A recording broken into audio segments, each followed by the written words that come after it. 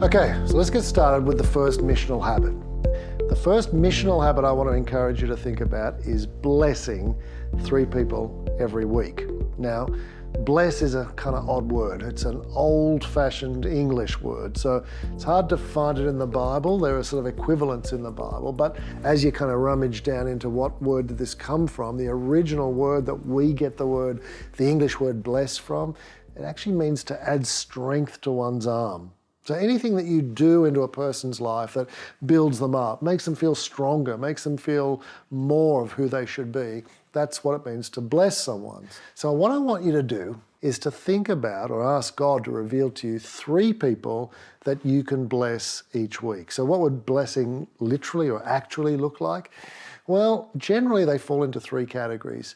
It could either be an act of kindness. That makes sense, doesn't it? I'll do a favour for someone. I'll cut someone's lawn. I'll mind their kids so they can go out on a date night.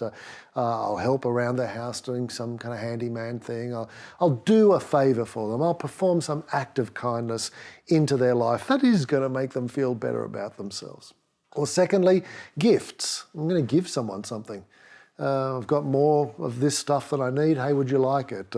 I know that you're in need. Can I help you in this particular area? It could be a gift of money. It could be a gift of a meal. It could be a gift of an actual thing that you think that they need.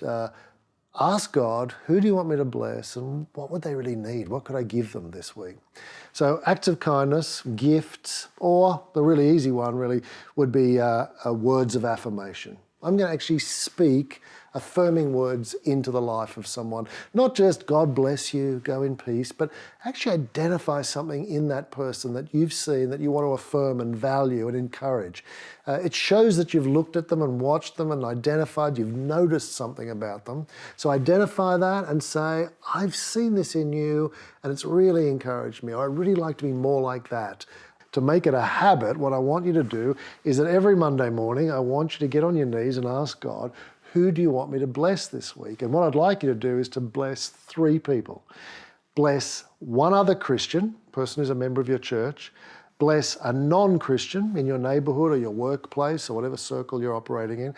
And then the third one can be from either of those categories. So you're going to bless at least one brother or sister in Christ and at least one non-Christian.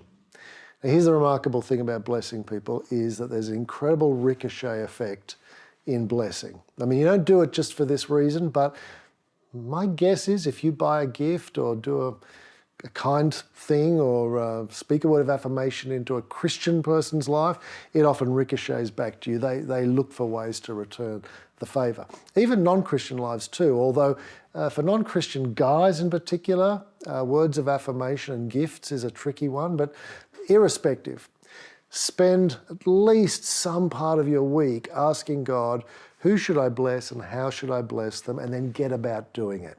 If you bless 3 people every week, I can't tell you the impact that this is going to have. You're going to just get known as one of the most generous people around. You're going to be known as the person who gives your stuff away, who speaks words of affirmation, who's always there when there's a need.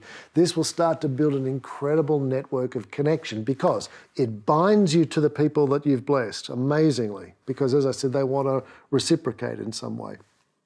It connects you more deeply to your brother or sister, the other Christian that you've blessed. It also connects you more deeply with your neighbours and your friends around you. And they'll find themselves asking, who is this guy? Why does she always do these kind things for people? Why is she always the one that presents these words of affirmation or gives away all this stuff all the time? Really, that's what Christian people are meant to be like, isn't it? See, we've developed a habit in our life where we're committed to giving to the church. Good. We give our time and we give our finances. I'm going to ask you to develop that same rhythm of generosity, only to propel it out beyond the church and to bless at least 3 people every week. You'd be amazed by the way in which that starts to deepen relationships with the people in your life.